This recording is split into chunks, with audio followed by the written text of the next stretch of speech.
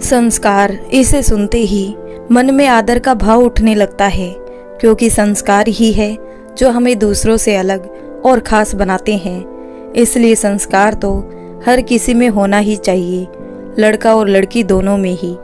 पर हमारे समाज में लड़कों से ज़्यादा लड़कियों के संस्कार पर सवाल उठाते हैं। वो लड़की है, उसे ऊंची आवाज़ में बात नहीं करनी चाहिए, उसे दुपट्टा लेकर चलना चाहिए, उसे कम बोलना चाहिए, बड़ों से बात करने की और तो और शिकायत ना करने की भी तमीज़ होनी चाहिए। और ऐसी सोच रखने वाली ज़्यादातर महिलाएं ही होती है, जो खुद तो ये सब झेलती है पर दूसरों पर ताने और कमियां निकालने में कोई कसर नहीं छोड़ती। और बात जब बहू पर आ जाए तो बस फिर पूछो मत, संस्कारों की पर्ची बनाकर चलती है। ऐसी ही एक कहानी मैं आपको सुनाने जा रही हूँ, जिसका नाम है संस्कारी बहू। ये बीते जमाने की ही नहीं, आज के जमाने पर भी आधारित है, क्योंकि संस्कार ढूंढने वाली सास, ननंद, जेठानी और न जाने कितने रिश्तेदार आज के दौर में भी घूम रहे हैं। तो चलिए शुरू करते हैं इस कहानी को। अरे उमा, थोड़ा जल्दी तैयार करना अंजलि को, उसे देखने के लिए लड़के वाले आते ही होंगे। अंजलि इस कहानी की नायिका है, जिसकी शादी तय होने जा रही है। अंजलि घर की बड़ी लड़की है और उमा उसकी छोटी बहन है। 2 बहनें हैं। अंजलि कॉलेज पूरा कर चुकी है और नौकरी की तलाश में है, और उमा ने अभी बोर्ड के एग्ज़ाम दिए हैं, बस वो अपने परिणाम का इंतज़ार कर रही है। अंजलि अभी शादी नहीं करना चाहती थी, क्योंकि उसके घर के हालात ठीक नहीं थे और पापा भी रिटायर हो चुके थे। इसलिए उसे घर के हालातों को देखते हुए इस शादी के लिए हाँ बोलना पड़ा। आज उसे देखने के लिए एक रिश्ता आ रहा है, जो पैसे से बहुत रईस है और पढ़े लिखे भी बहुत है, और आज के दौर में अपना रुतबा बनाकर भी चलते हैं। बस कमी है तो सोच की। अरे अरे, बेवकूफ़ नहीं है वो, बस लड़कियों को लेकर अभी भी पुराने ख्यालों में जी रहे हैं कि बहू तो संस्कारी ही लाएंगे, जो सुबह शाम बस हमारे आगे पीछे डोले। इसलिए तो अंजलि को देखने लड़के की माँ, 2 भाभी, मामी, दादी, ननंद, ननंद की सहेली और तो और भाभियों की भी भाभी, हद है भाई। सावित्री अंजलि की माँ है। अरे अंजलि के पापा, आप पता क्यों नहीं करते? इतनी देर उन्हें क्यों लग रही है? अब तक तो आ जाना चाहिए था, जरा एक कॉल करके पता करिए। अरे अंजलि की माँ, तुम क्यों परेशान हो रही हो? आ जाएंगे वो लोग। और कुछ ही देर में बाहर से गाड़ी का हॉर्न सुनाई देता है। अरे उमा, अंजलि को तैयार रखना, मैं बाहर जा रही हूँ उन्हें अंदर लाने के लिए। उमा धीरे आवाज में बोलती है, जी माँ। फिर अंजलि के पापा और माँ दोनों ही लड़के वालों के स्वागत में लग जाते हैं। कुछ देर बैठने के बाद लड़के की माँ ने लड़की के बारे में पूछा, तो अंजलि की माँ ने उसकी छोटी बहन उमा से उसे बुलाने के लिए कहा। कुछ देर में सुंदर सी साड़ी पहनकर, लंबे बाल खोले, थोड़ी सहमी सी, हाथों में चाय की ट्रे लेकर बाहर आती है। अचानक से इतने लोगों को एक साथ देखकर अंजलि थोड़ी घबरा जाती है, उसके हाथ कांपने लगते हैं। तभी लड़के की भाभी बोल देती है कि क्या तुम्हें कोई बीमारी तो नहीं जिसके कारण तुम्हारे हाथ कांपते हो? और अंजलि के लिए ये पहला ताना था उसके ससुराल की तरफ से। और फिर क्या, यहीं से तानों का सिलसिला शुरू हो गया। तभी घबराकर अंजलि की माँ ने बात को संभालते हुए बोला कि अरे नहीं बेटा, बस लड़की है ना, तो शादी की बात से थोड़ा घबरा गई है, बाकी लड़की हमारी बहुत अच्छी है। अंजलि की माँ तारीफ के पुल बांधना शुरू कर देती है, पर गलती तो ये कर दी उन्होंने जो संस्कार ढूंढने वालों को पढ़ाई के बारे में बता दिया। पर उन्हें पढ़ाई से क्या मतलब, उन्हें तो घूंघट वाली बहू चाहिए। तभी लड़के की दादी ने बोला, जरा चल के तो दिखाना। अंजलि अंदर ही अंदर परेशान हो रही थी कि ये सब क्या हो रहा है उसके साथ। पर माँ बाप चुप, तो फिर अंजलि भी चुप। फिर अंजलि ने चलकर दादी की तसल्ली की। फिर लड़के की बहन ने तो कुछ खाने की डिमांड कर दी कि मुझे तो होने वाली भाभी के हाथ से पकोड़े ही खाना है और सीखना भी है। अंजलि ये बात समझ गई थी कि उसके खाना बनाने की परीक्षा ली जा रही थी, पर वो फिर भी चुप रही। कुछ देर में अंजलि ने पालक के पकोड़े भी बनाकर सबको खिला दिए। सब तारीफ करते नहीं थक रहे थे, पर लड़के की माँ उसे अब भी तसल्ली नहीं हुई। उसने उसे बातों ही बातों में बहुत कुछ बोल दी कि हमारे घर में बहुएं बाहर नहीं जाती, बस घर पर ही रहती है और सारे बड़ों का कहना मानती है। अंजलि सब कुछ समझ रही थी, पर वो फिर भी चुप थी। उसे तो बस लड़के से एक बार बात करके उसके स्वभाव के बारे में जानना था, क्योंकि दीपक बहुत ही शांत स्वभाव का लग रहा था। पर वो मन ही मन सोच रही थी कि पता नहीं ये मौका कब आएगा। फिर कुछ देर हुई, सबने अपने अपने तरीके से तसल्ली की। फिर लड़के के पिता ने जाने की बात कही। अंजलि एकदम से दंग रह गई कि अभी तो उसने दीपक को मन भरकर देखा भी नहीं है। वो उससे बात करना चाहती है, पर वो ये बात दीपक के परिवार के सामने नहीं बोल सकती थी कि कहीं संस्कारों का अपमान ना हो जाए। इसलिए वो फिर भी चुप रही और सब वहां से चले गए। अंजलि बहुत उदास हुई कि वो बस एक बार लड़के से मिलकर अपनी नौकरी की बात करना चाहती थी, पर यह भी ना हो सका। अंजलि की माँ ने उससे लड़के के बारे में बात की। तभी अंजलि की छोटी बहन बीच में बोल पड़ी कि जीजा ने तो उन्हें ढंग से देखा तक नहीं, तो शादी कहाँ से करेगी। अंजलि की माँ बहुत अच्छे से लड़के के घर वालों की बातें समझ रही थी, पर उनकी भी मजबूरी थी अपनी बड़ी बेटी की शादी करना, और अपने से ज्यादा रईस और अच्छे परिवार में शादी करना तो हर माँ बाप का सपना होता है। इसलिए वो खुद के साथ साथ अंजलि को समझाने लगी कि शादी के पहले ससुराल ऐसा ही होता है, पर शादी के बाद धीरे धीरे सब ठीक हो जाता है। तभी उमा बीच में बोल पड़ी कि अगर नहीं हुआ तो। अंजलि की माँ ने बोला कि अगर ठीक नहीं हुआ तो ठीक करना पड़ता है हर लड़की को, यही संस्कारी बहू के गुण है। फिर वो अंजलि से उसके जवाब की प्रतीक्षा करती है। फिर अंजलि की माँ ने कहा, अरे तू बोलती क्यों नहीं कुछ, क्या कमी है इस रिश्ते में। अगर इतना अच्छा रिश्ता ठुकरा दिया तो फिर दूसरा नहीं मिलेगा, और अगर बार बार ना करती रही तो सब सोचेंगे कि लड़की में ही कोई खोट है, तभी तो उसकी शादी नहीं हो रही। फिर अपनी छोटी बहन उमा का तो सोच, उसके आगे तो पूरी जिंदगी पड़ी है। अंजलि शांत होकर अपनी माँ की इस रिश्ते के लिए सारी दलीलें सुनती रही। फिर भी वो चुप थी, पर वो मन ही मन सोच रही थी कि क्या सच में एक लड़की होना इतना मुश्किल होता है कि अपनी माँ से ही दिल की बात नहीं कही जा सके। वो अपनी माँ से कहना चाहती थी कि माँ, मैं ये शादी नहीं करना चाहती। वो यहीं रहकर नौकरी करना चाहती है और घर का भी ख्याल रखना चाहती है, और वो परिवार जहाँ संस्कारों का इतना बोलबाला है कि वहाँ उसे बिना संस्कारों के सांस भी नहीं लेने दिया जाएगा। वो रो रो कर कहना चाहती थी कि नहीं माँ, मुझे ये शादी नहीं करनी। पर उसने माँ की सारी दलीलें सुनने के बाद अपना चुप रहना ही सही समझा और हाँ में सिर हिला दिया। पर वो एक बात बोले बिना न रह सकी। उसने अपनी माँ से लड़के से एक बार मिलने की बात कही, पर उसकी माँ ने ये भी दलीलें सुना दी कि तू पागल हो गई है क्या, और ये बात उनसे ना बोल देना। देखा नहीं कितने संस्कारी लोग हैं वो, और तू तो फिर भी बहुत किस्मत वाली है जो पहली बार में ही लड़का देखने को मिल गया। नहीं तो हमारे जमाने में शादी के बाद ही पता चलता था कि आखिर शादी हुई किससे है, और जोर जोर से हंसने लगती है। अंजलि भी ये बात अच्छे से समझ गई थी कि उसकी माँ सिर्फ ये बातें उसे बहलाने के लिए बोल रही है कि कहीं ये रिश्ता टूट ना जाए। इसलिए वो फिर भी चुप थी। कुछ दिनों बाद शादी का दिन करीब आ गया, तो अब लड़के वालों ने सोचा कि क्यों ना संगीत का अच्छा सा कार्यक्रम रखा जाए, जिससे लड़की के कुछ और संस्कार देखने को मिल जाएंगे।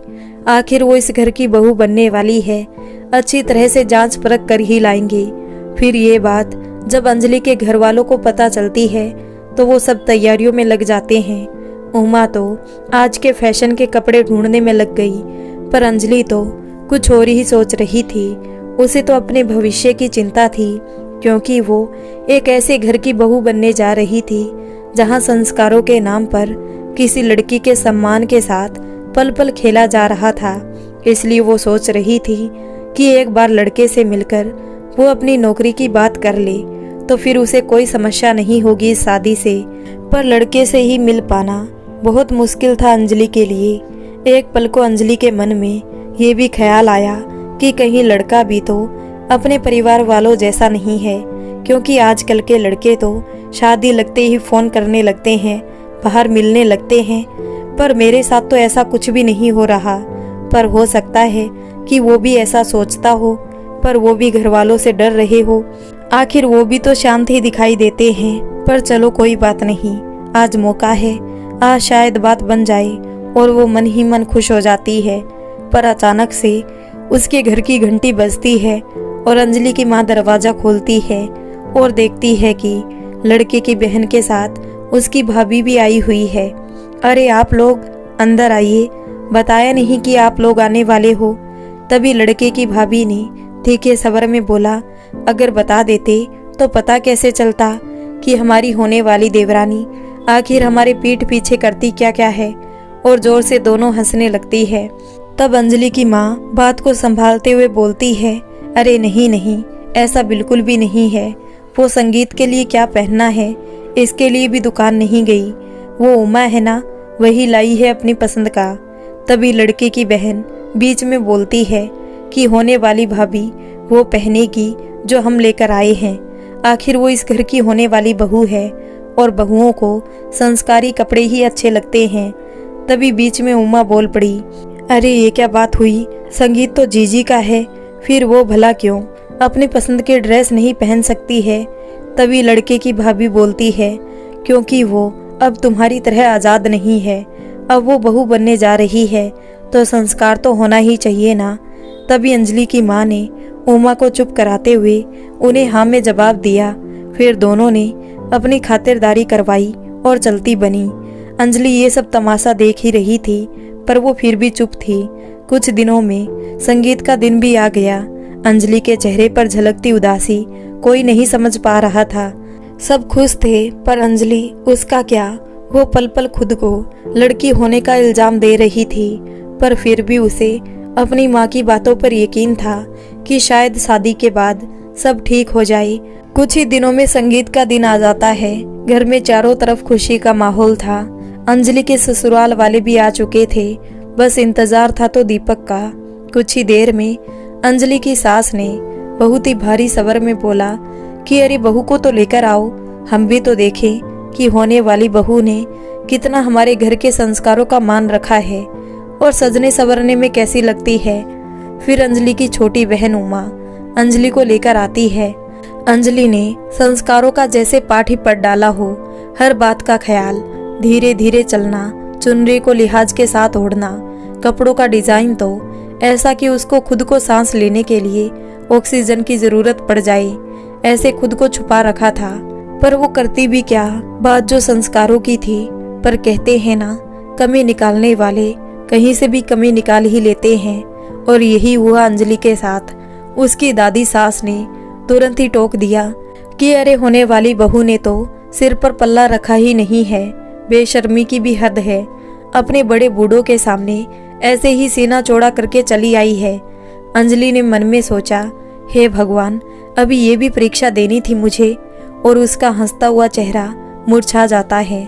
इस सिर न ढकने की वजह से 30 मिनट तक अंजलि को अच्छा खासा भाषण सुनाया जाता है। और बात तब खत्म हुई जब अंजलि ने सिर को ढककर सबसे माफी मांगी। अंजलि अंदर ही अंदर टूट रही थी कि एक लड़की होने की क्या इतनी महंगी कीमत चुकानी पड़ती है। समय बीत रहा था, पर दीपक का कोई अता पता नहीं था। धीरे धीरे सबने दीपक के बारे में पूछना शुरू कर दिया। अब मुश्किल हो रही थी संस्कारों का ढोल पीटने वालों को जवाब देने का कि उनका संस्कारी बेटा कहाँ है। बात को संभालते हुए लड़के की माँ ने बोला कि वो अभी मंदिर गया है, आज उसकी जिंदगी का बहुत खास दिन है, इसलिए बस कुछ वक्त से आता होगा। कुछ देर बाद एक गाड़ी आई जिसमें से एक लड़के के साथ नशे में दीपक भी उतरा और झूमती हुई चाल लेकर सबके बीच पहुंचा। ये देखकर अंजलि और उसका परिवार हैरान रह गया कि इतने संस्कारों वाले घर का बेटा ऐसे कैसे निकल गया। पर फिर भी वो चुप रहे। पर ये चुप्पी उमा से बर्दाश्त नहीं हुई और उसने तीखे स्वर में लड़के की माँ से बोल दिया कि आपने तो कहा कि आपका लड़का मंदिर गया है, सच बताइए, मंदिर गया था या मदिरा पीने। तभी लड़के की भाभी उमा को फटकारते हुए बोलती है कि घर वालों ने इतनी भी तमीज नहीं सिखाई है कि बड़ों से कैसे बात करनी चाहिए। फिर अंजलि की माँ ने इस वक्त भी उमा का पक्ष लेने की जगह लड़के वालों का पक्ष लेकर उमा को ही डांट दिया और चुप रहने को कहा। फिर लड़के की भाभी ने बात को संभालते हुए संगीत कार्यक्रम को आगे बढ़ाने की कोशिश की। अंजलि फिर भी चुप रही। अंजलि और दीपक 2 घंटे तक साथ बैठे थे, पर दीपक ने एक बार ना तो अंजलि की तरफ देखा, न ही उससे कोई बात की। बस नशे की हालत में चुपचाप बैठकर तमाशा देखता रहा। फिर संगीत का कार्यक्रम खत्म हुआ और सब अपने अपने घर चले गए, पर अंजलि बहुत उदास थी कि ये सब सच में उसके साथ हो रहा था और वो कुछ ना तो कर पा रही थी और ना ही कुछ कह पा रही थी। अंजलि के पापा ने तो एक पल के लिए अपनी बेटी की भलाई के लिए इस रिश्ते को न करने का फैसला कर लिया था, पर अंजलि की माँ न जाने वो किस परंपराओं में फंसी थी। उसने तो जैसे अपनी बेटी की जिंदगी बर्बाद करने की ठान ली हो।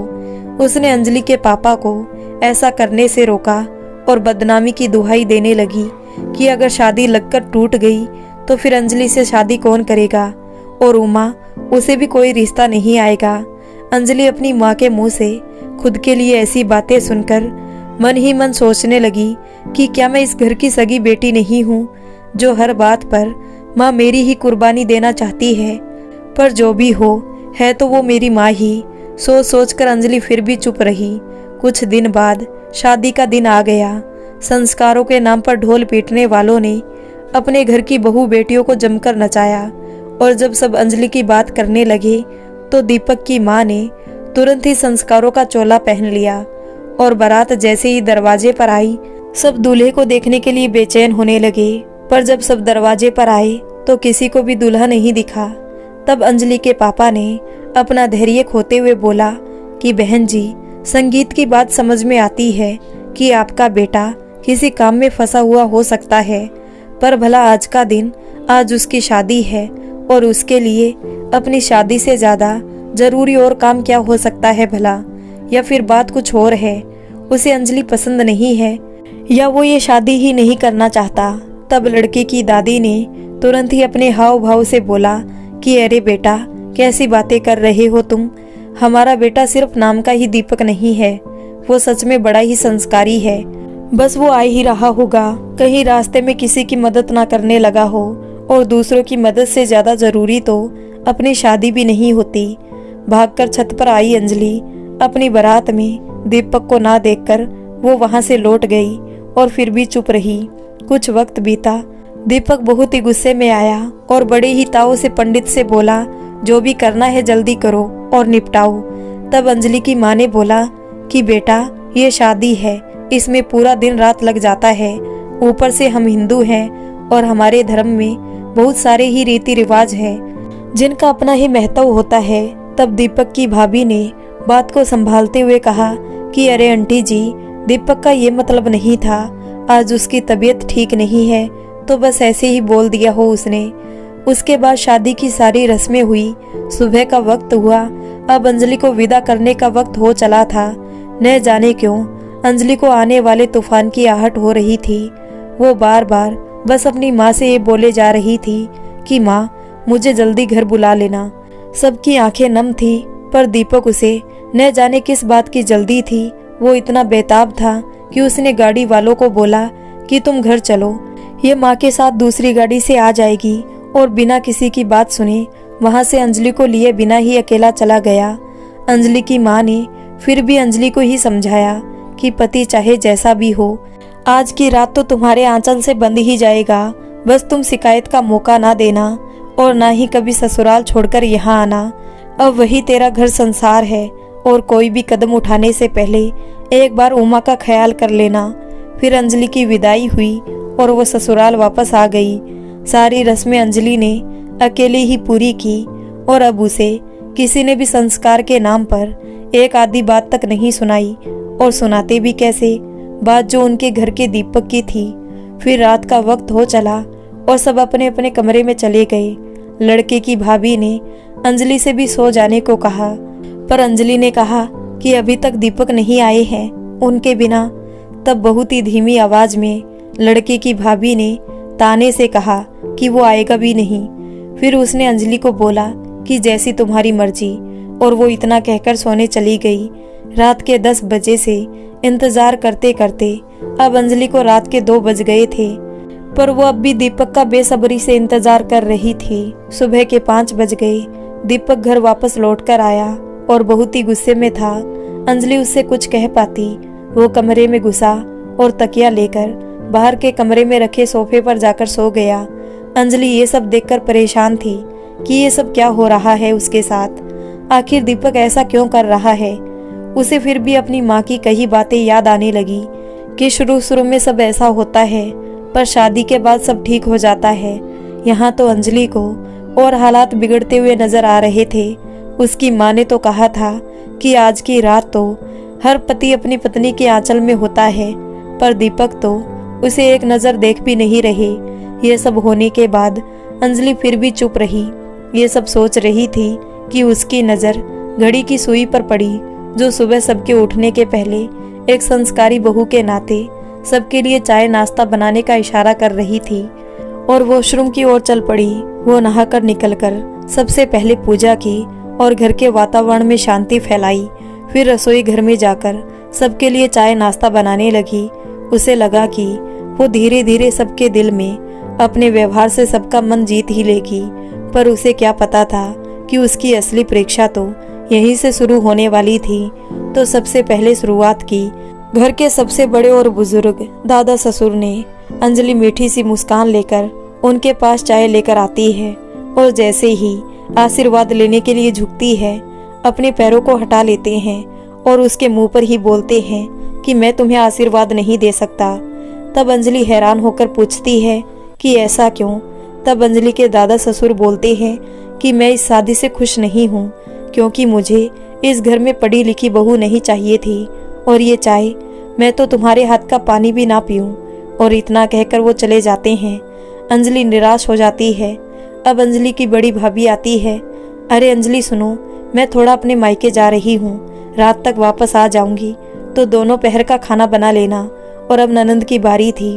भाभी, मेरा नाश्ता कहाँ है? मुझे कॉलेज के लिए देर हो रही है। अंजलि उसके सामने आलू के पराठे और दही लेकर आती है और तभी अंजलि की ननंद उस खाने को देखकर अंजलि पर जोर से चिल्लाती है कि भाभी ये सब क्या है? माना कि आप गरीब घर से आई है, पर गवार होगी ये नहीं पता था। मेरी उम्र की लड़कियां डाइट पर होती है, इतना ऑयली खाना नहीं खाती है। हे भगवान, अब मुझे भूखा ही जाना पड़ेगा। तब अंजलि दुखी मन से बोलती है कि कोई बात नहीं, मैं तुम्हारे लिए कुछ और बना देती हूँ। तब अंजलि की ननंद बोलती है कि आपको डाइट वाला ब्रेकफास्ट बनाना आता है? तब अंजलि बोलती है कि आता तो नहीं, पर मुझे बता दो, मैं सीख जाऊंगी। तब अंजलि की ननंद मुंह बनाते हुए बोलती है कि आप तो किसी काम की नहीं है, और कॉलेज के लिए निकल पड़ती है।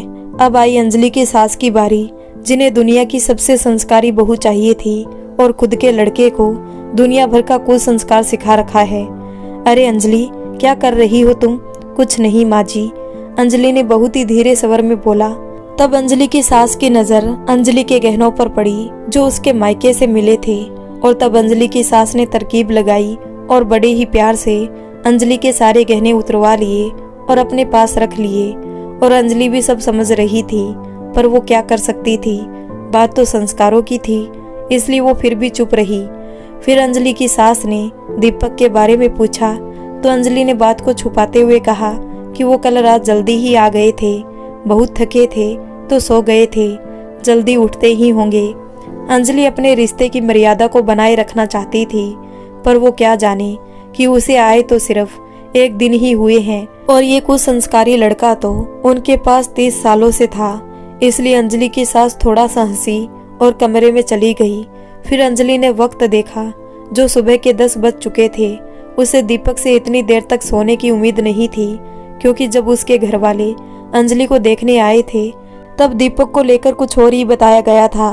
पर अंजलि ने सोचा कि चलो मैं ही जाकर उठा देती हूँ। अंजलि के कमरे के पहले अंजलि के सास ससुर का कमरा आता था, इसलिए जब अंजलि उनके कमरे के पास पहुंची तब अंजलि के ससुर सीधा आकर अंजलि के सामने खड़े हो गए। यूं अचानक से अंजलि उनको देखकर डर गई। फिर आशीर्वाद लेने के लिए जैसे ही झुकी तो अंजलि के ससुर ने बहुत ही गंदे तरीके से अंजलि की बाजू को पकड़ा ही नहीं, जकड़ लिया। अंजलि को ये छुअन बहुत ही अजीब लगा और वो तुरंत थोड़ा पीछे चली गई और जल्दी ही अपने कमरे की तरफ भाग खड़ी हुई। अंजलि का ससुर नीयत का बहुत ही गिरा हुआ इंसान था और ये शादी भी उसी की मर्जी से हुई थी, क्योंकि अंजलि दिखने में बहुत सुंदर थी, सादगी भी बहुत थी। बस यही बात अंजलि के ससुर के दिल में बस गई और वो अंजलि का शिकार कर सके, इसलिए अंजलि को अपनी बहू बनाकर ले आया, क्योंकि वो तो अपने बेटे की हरकत से बहुत अच्छे तरीके से वाकिफ था। जब अंजलि कमरे में पहुंची तो वो रोना शुरू कर दी। कोई भी औरत अपनी मर्जी के खिलाफ अपने आप को छूना तो दूर, देखना तक पसंद नहीं करती, और ये तो दीपक के पिताजी थे, मतलब कि अंजलि के भी पिता समान हुए। पर फिर भी अंजलि चुप रही, क्योंकि बात जो संस्कारों की थी। फिर वो दीपक के पास जाती है उसे उठाने के लिए, तब दीपक गुस्से से उठता है और अंजलि के ऊपर जोर से चिल्लाता है कि तुमको किसने बोला मुझे जगाने के लिए, और तुम होती कौन हो? तुम सिर्फ इस घर की बहू हो, मेरी बीवी कभी नहीं हो सकती। इतना कहकर वो दूसरे कमरे में चला जाता है। इतना सुनकर अंजलि के होश उड़ जाते हैं। उसे यकीन नहीं होता कि जिस दीपक के भरोसे आई थी वही उसका असली दुश्मन निकला। हे भगवान, ये क्या हो रहा है मेरे साथ? मैंने कौन से गुनाह किए थे जो मुझे ऐसी सजा दी? फिर दोपहर का वक्त हो चला।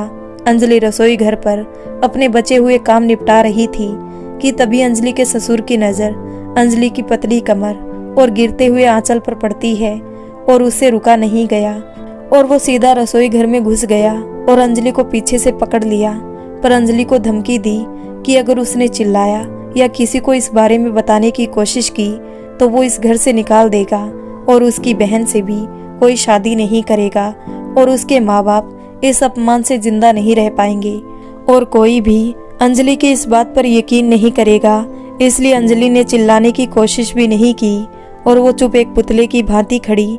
और जैसे ही ससुर अपनी मनमानी करने लगा, वैसे ही भगवान की दया से तभी अंजलि की सास अंजलि को जोर जोर से आवाज लगाने लगी और ससुर को दुम दबाकर भागना पड़ा। अंजलि बिना किसी से कुछ बोले, बिना खाना खाए चुपचाप अपने कमरे में जाकर रोने लगी कि ऐसा नहीं हो सकता मेरे साथ। वो एक पल को मरना चाहती थी। उसने कोशिश भी की, पर अचानक से अंजलि को अपने माँ बाप और उमा का ख्याल आया और फिर वही बदनामी का खौफ, इसलिए वो फिर भी चुप रही। रात को जब नशे में धुत होकर दीपक घर आया तो अंजलि ने दीपक से बात करने की ठानी। उसे अभी भी दीपक से बहुत उम्मीदें थी कि दीपक उसकी बात का यकीन करेगा और अपने पिता के खिलाफ आवाज उठाएगा। रात को जब दीपक घर आता है और वो फिर वही करता है, तकिया उठाया और दूसरे कमरे में चलने लगा, तभी अंजलि ने दीपक को रोकते हुए कहा, सुनिए, मुझे आपसे बहुत ज़रूरी बात करनी है। पर दीपक गुस्से से बोलता है कि मुझे तुम्हारी किसी बात से कोई मतलब नहीं है। तब अंजलि रोने लगती है और दर्द भरी आवाज़ में बोलती है कि हो सकता है कि आप इस शादी से खुश नहीं हो, या ये भी हो सकता है कि मैं आपको पसंद नहीं हूँ, पर आप मानो या ना मानो, मैं हूँ तो आपकी पत्नी ही। ये सच तो आप भी नहीं झुठला सकते। एक पति अपनी पत्नी को चाहे कितना ही नापसंद क्यों ना करता हो, पर उसकी इज्जत से खेलने वालों को कभी माफ नहीं कर सकता। तभी दीपक बहुत ही हल्के तरीके में इस बात को लेकर बोलता है कि तुम बच्ची तो हो नहीं, खुद अपनी रक्षा और ध्यान रख सकती हो, और क्या अभी तक मैंने ही तुम्हारी इज्जत की रक्षा की है जो अब करूं? अंजलि को तो ये सुनकर जैसे होश ही उड़ गए। एक पति अपनी पत्नी की इज्जत को लेकर ऐसा कैसे सोच सकता है? उसे यकीन नहीं हो रहा था दीपक की बातों पर, क्योंकि जिस घर की वो बहू थी उन्होंने अंजलि को संस्कारी बहू नहीं, संस्कारी पुतला बना दिया था, और खुद उनका लड़का ऐसी गंदी और बेशर्मी वाली बातें कर रहा था। अंजलि को दीपक की इतनी ही बात सुनकर समझ जाना चाहिए था कि दीपक उसकी कोई मदद नहीं करने वाला, पर वो नहीं मानी, और मानती भी कैसे बात जो उसकी इज्जत की थी। दीपक को परवाह हो या ना हो, पर अंजलि को खुद की इज्जत की परवाह थी, इसलिए वो बोलती चली गई बजाय इसके कि दीपक क्या जवाब दे रहा है। और फिर अंजलि ने वो कह डाला जिसे सुनकर दीपक के चेहरे का रंग ही बदल गया। वो गुस्से से लाल हो चुका था, और जैसे ही अंजलि ने उसके पिता का नाम लिया, वो अपना गुस्सा काबू में नहीं कर सका और झुंझलाकर अंजलि को इतना मारा कि अंजलि की चीखें घर के हर कमरे में सुनाई देने लगी। बड़ी भाभी ने तो बोला कि चलो, हमारे बाद इसका नंबर आया। ननंद ने बोला चलो, इनकी तो आज भाई ने बोनी कर ही दी, अब रोज ही मार कुटाई होगी इनकी। और सास ने बोला कि इस लड़की में जरा भी संस्कार नहीं है। कौन पति अपनी पत्नी को नहीं मारता, पर पत्नी को अपनी मर्यादा में रहना चाहिए। इतनी जोर जोर से नहीं चिल्लाना चाहिए, कॉलोनी वाले क्या सोचेंगे हमारे बारे में। फिर अंजलि के ससुर ने कहा, अरे आज इसका पहला दिन है, धीरे धीरे आदत हो ही जाएगी बेचारी को। पर वो अच्छे से समझ गया था कि अंजलि ने पक्का ही उसकी हरकतों के बारे में दीपक को बताया, जिससे दीपक इतने गुस्से से पीट रहा है। मारते मारते जब अंजलि बेजान हो गई तब उसे ऐसे ही छोड़कर दूसरे कमरे में सोने चला गया। अगली सुबह तक अंजलि ऐसे ही जमीन पर पड़ी रही। जब उसकी आंख खुली तो उसने देखा कि सुबह के 8 बज चुके थे। वो एक पल को भूल गई थी कि कल रात उसके साथ क्या हुआ था। पर जैसे ही वो जल्दी में उठी, उसके शरीर के जख्मों के दर्द ने याद दिलाया कि उसको कल दीपक ने कितनी बुरी तरह से पीटा है। फिर भी वो संस्कारी बहू होने के फर्ज को निभाती रही। वो जल्दी जल्दी नहाकर नीचे गई और पूजा की। फिर भागकर रसोई घर में जाने लगी तो बड़ी भाभी ने जो उसका हाथ पकड़कर बाहर निकाला, वो दंग रह गई। अरे भाभी, आप ऐसा क्यों कर रही हैं? मुझे माफ कर दीजिए। आज आंख जरा देर से खुली, पर मैं जल्दी ही सबके लिए खाने में कुछ बना दूंगी। तब भाभी बोलती है कि तू बहाने मत बना, मैं सब जानती हूँ कि तू रात भर क्या करती है और इधर आकर नाटक दिखा रही। अंजलि पढ़ी लिखी थी, तू जैसे शब्द उसे बिल्कुल अच्छे नहीं लगते थे और ससुराल में ऐसी इज्जत, पर फिर भी वो चुप रही, पलटकर जवाब नहीं दे सकती थी। बात जो संस्कारों की थी। फिर अंजलि अपनी सास से बात करने उनके कमरे में गई, पर वहां सास की जगह उसका ससुर मिल गया।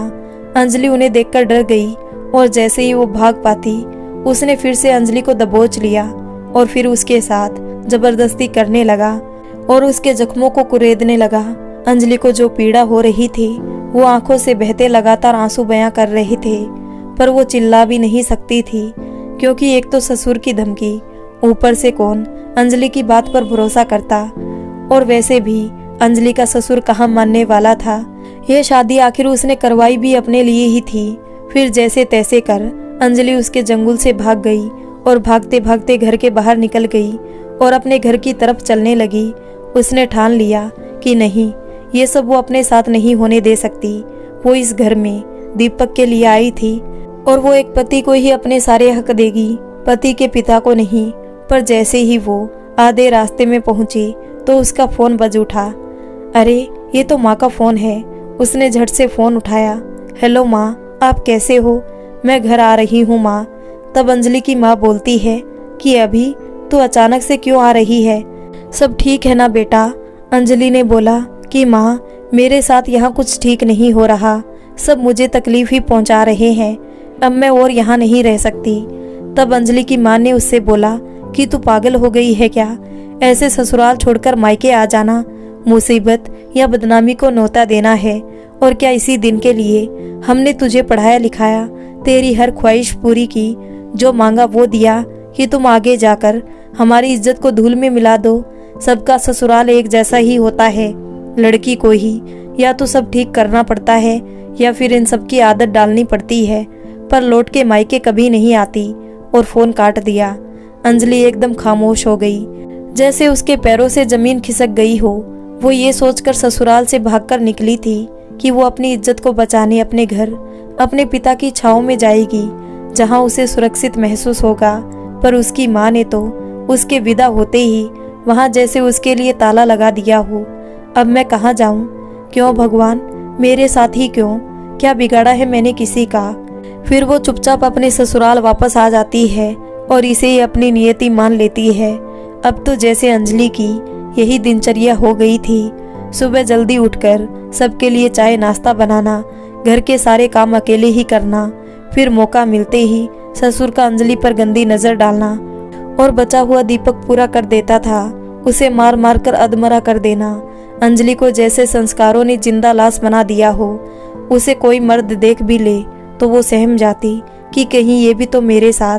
फिर भागकर कमरे में घुस जाती और अकेले ही घंटों तक रोती। रोज की तरह अंजलि अपने सारे काम करके बचे हुए छोटे मोटे काम निपटा रही थी, पर आज उसकी तबीयत कुछ ज्यादा ही खराब थी। उसने सुबह से खाना भी नहीं खाया था। मायका होता तो सब आगे पीछे लग जाते, पर ये तो ससुराल है, यहाँ तो बहू को ही सारे संस्कार अपनाने होते हैं।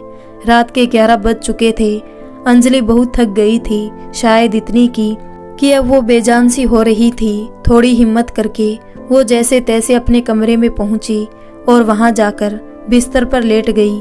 तभी नशे में डूबा दीपक कमरे में आता है और न जाने किस बात पर बहुत ही बौखलाया हुआ होता है। वो इतने नशे में होता है कि ना तो उसे अच्छे से चला जा रहा था और ना ही कुछ साफ दिखाई दे रहा था। उसने अंजलि को बिस्तर में लेटा हुआ देखा तो उसके पास जाकर वो भी लेट गया। अंजलि सो रही थी कि अचानक से उसकी नींद खुली तो वो बहुत डर गई। उसे लगा कि कहीं फिर से तो दीपक के पिता नहीं आए हैं, पर वो जब पलट कर देखती है तो उसे दीपक दिखता है। वो उसे देखकर खुश तो बहुत होती है, पर साथ में उसे आश्चर्य भी होता है कि आज यूं अचानक दीपक उसके इतने करीब कैसे आ गया। पर वो इतनी थकी थी, उसने दीपक से कुछ नहीं पूछा, बल्कि वो बहुत खुश हुई कि उसकी जिंदगी में शादी के बाद कुछ तो अच्छा हुआ। वो दीपक को अपने करीब देखकर बहुत खुश हुई। शादी की पहली रात जब दीपक उससे मुंह मोड़कर दूसरे कमरे में जाकर सो गया था, आज इतने दिनों बाद वो रात मुकम्मल होने जा रही थी। पर अचानक से दीपक की जुबान से कुछ ऐसा निकल गया जिसे सुनकर अंजलि के एक बार फिर से होश उड़ गई। अंजलि ने सोचा था शादी के इतने दिनों बाद ही सही, पर दीपक ने उसे अपना लिया है। पर वो कैसे भूल गई कि ये रात अगर मुकम्मल हुई भी है तो दीपक के नशे में, और फिर दीपक को मेरे साथ होने पर मेरा नाम लेना चाहिए। ये अपर्णा कौन है?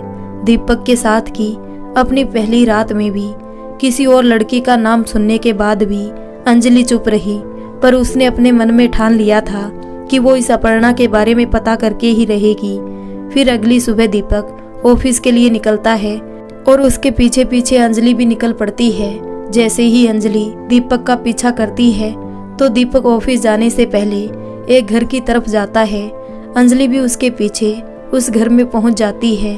अंजलि देखती है कि उस घर में एक औरत अकेली रहती है। फिर दीपक कमरे के अंदर चला जाता है। फिर अंजलि बात की सच्चाई जानने के लिए उस घर के अंदर तो नहीं जा पाती, पर जिस कमरे में दीपक और वो लड़की साथ होते हैं वहां की एक खिड़की में खड़े होकर सारा तमाशा चुपचाप देखती रहती है।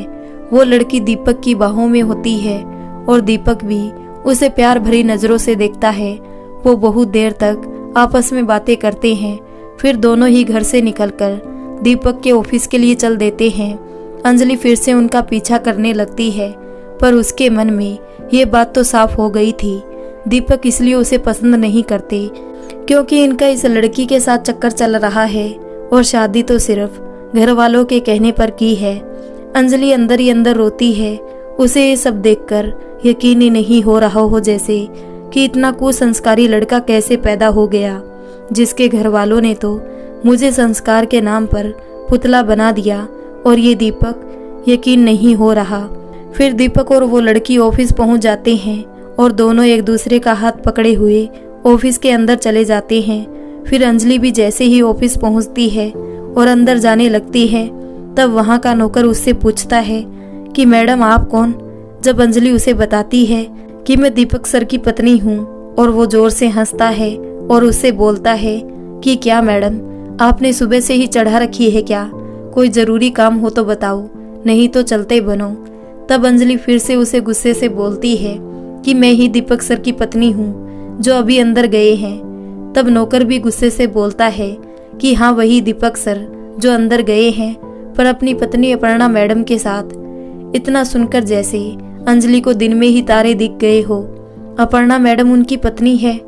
तब नौकर बोलता है कि हाँ, दीपक और अपर्णा मैडम की शादी हुए 2 साल हो गए हैं और अपर्णा मैडम ही दीपक सर की पत्नी है। तब अंजलि वहां से उससे कुछ बिना बोले ही बेसुध होकर धीरे धीरे घर की तरफ चलने लगी। वो समझ ही नहीं पा रही थी अब वो क्या करे। इतना कम दुख था उसकी जिंदगी में कि अब ये भी है, और लड़की के साथ चक्कर तो मैं मान सकती हूँ, पर पत्नी, वो भी 2 साल से, मतलब मैं इनकी दूसरी पत्नी हूँ। अगर ऐसा ही करना था दीपक को तो उन्होंने मुझसे शादी क्यों की, मेरी जिंदगी क्यों बर्बाद की, और अब क्या होगा मेरा? ना तो अब मैं मायके की हूँ, ना ही ससुराल की, और ना ही अब दीपक की ही रही। अंजलि खुद को हारा हुआ मानकर जब घर पहुँचती है तो वो अपने आप को कमरे में बंद करके जोर जोर से रोती है। उसकी आवाज़ हर कोई सुन सकता था, पर भला अंजलि की चिंता किसे थी? उन लोगों ने तो जैसे सुनकर भी अनसुना कर दिया। फिर जैसे तैसे अंजलि ने खुद को संभाला और दीपक से साफ साफ बात करने की सोची। रात का वक्त हुआ, दीपक कमरे में आया और फिर तकिया उठाया और बाहर की तरफ चलने लगा। तभी अंजलि ने उससे पूछा कि ये अपर्णा कौन है। अपर्णा का नाम अंजलि के मुंह से सुनकर दीपक के तो जैसे चेहरे का रंग ही उड़ गया। दीपक ने बात को घुमाते हुए कहा, कौन अपर्णा? किसकी बात कर रही हो तुम? तब अंजलि ने बोला कि वही अपर्णा जिसके साथ आप रोज ऑफिस जाते हैं। दीपक हैरान हो गया कि अंजलि को अपर्णा के बारे में कैसे पता चला। ये बात तो खुद दीपक ने अपने परिवार वालों को 2 साल तक नहीं बताया। फिर ये बात अंजलि को कैसे पता चली?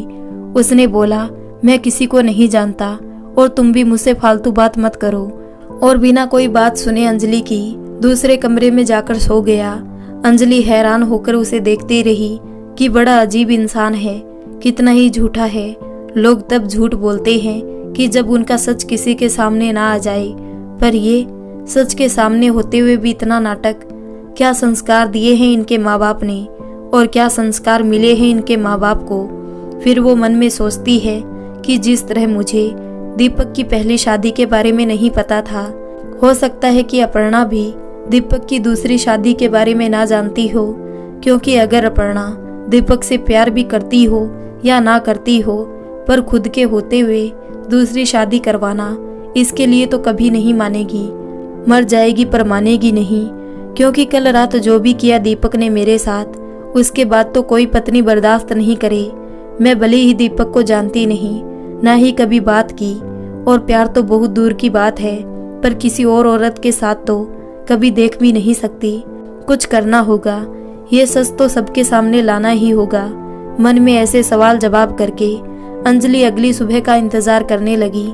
अगली सुबह अंजलि ने अपने सारे काम निपटाए और दीपक के ऑफिस जाने का इंतजार करने लगी। पर दीपक भी बहुत होशियार था। उसे कल अंजलि की बातें सुनकर रात भर नींद नहीं आई। उसके मन में हजारों ख्याल आ रहे थे, इसलिए उसने एक प्लान बनाया जिससे अंजलि के हर सवालों से बचा जा सकता था। दीपक ऑफिस क्यों नहीं जा रहे हैं? समय तो हो गया है, अब तो इन्हें देर भी हो रही है। अंजलि दीपक को ऑफिस ना जाते हुए देखकर बार बार परेशान हो रही थी। फिर अचानक से बाहर एक टैक्सी आकर खड़ी हो गई। उससे ड्राइवर उतरकर आया और उसने पूछा कि यहाँ दीपक सर कौन है। तब दीपक तुरंत बाहर आता है और उस ड्राइवर से बोलता है कि अरे तुम आ गए, थोड़ा इंतजार करो, मैं बस सामान लेकर अभी आया। अंजलि हैरान हो जाती है कि दीपक घर छोड़कर तो नहीं जा रहे।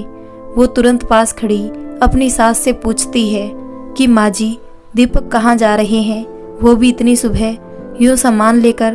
तब अंजलि की सास ने बोला कि अरे दीपक ने तुझे नहीं बताया कि वो ऑफिस की ट्रेनिंग के लिए विदेश जा रहा है कुछ महीनों के लिए। अंजलि की आंखें फटी की फटी रह जाती है। विदेश, वो भी ट्रेनिंग, पर कैसे, यूं अचानक से? तब अंजलि की सास अंजलि को ताना मारकर कहती है, तो क्या तुझे कार्ड भिजवाए या तुझसे इजाजत लेकर जाए? काम है तो जाना ही पड़ेगा ना। फिर अंजलि भागकर दीपक के पास जाती है और उससे कल रात अपने सवालों के लिए माफी मांगने लगती है कि उसे कल रात के सवालों के लिए इतनी बड़ी सजा ना दे। वो कैसे रहेगी उसके बिना, और उसकी शादी को तो अभी 1 महीना भी नहीं हुआ है। फिर न जाने कब तक के लिए वो विदेश जा रहा है। दीपक उससे गुस्से से बोलता है कि मैंने तुमसे साफ बोल दिया था कि तुम मेरी पत्नी कभी नहीं बन सकती। तुम सिर्फ इस घर की बहू हो, तो अपनी संस्कारी बहू होने के फर्ज निभाओ और मुझे जाने दो। अंजलि दीपक के पैरों में गिर जाती है और जोर जोर से रोकर उसे अपने रिश्ते की दुहाई देती है, पर दीपक उसकी एक नहीं सुनता और सामान उठाकर चला जाता है। अंजलि भागी भागी अपनी सास, भाभी, ननंद सबके पास जाती है, उनके पैरों में गिरती है और सबसे भीख जैसे मांगने लगती है कि कोई तो दीपक को रोक लो, वो उनके बिना नहीं रह पाएगी। पर उसकी बातों को कोई नहीं सुनता और सब वहां से चले जाते हैं। अंजलि खुद को एक लाचार और बेबस इंसान से ज्यादा नहीं समझती। क्योंकि जिस तरह वो सबसे भीख मांग रही थी, मानो ऐसा लग रहा था कि अंजलि खुद को खो चुकी है। उसका आत्मसम्मान तो लगता है इन लोगों ने कौड़ियों के दाम बेच डाले। अब अंजलि के सोचने समझने की शक्ति ही खत्म हो गई थी। पति छोड़कर चला गया, माँ ने मायके के दरवाजे बंद कर लिए। ससुराल में रही तो ससुर का हर रोज शिकार बनूंगी, बाहर गई तो घर की इज्जत डूब जाएगी। मरना चाहती हूँ, पर अगर मर गई तो इसमें भी बदनामी होगी। न जाने ये लोग कौन सा इल्जाम लगा दे मुझ पर, जिसका भुगतान मेरे माँ बाप और बहन को करना पड़े। इतना सब होने के बाद भी अंजलि चुप रही। ऐसे ही दिन बीतने लगे। एक दिन अंजलि के साथ कुछ ऐसा हुआ जो उसकी जिंदगी को और भी नर्क बना देने वाला था। आगे फिर क्या हुआ अंजलि के साथ, ये जानने के लिए अगले भाग का इंतजार करें। फिर मिलते हैं इसी कहानी के अगले भाग में। तब तक के लिए राधे राधे, जय श्री कृष्णा।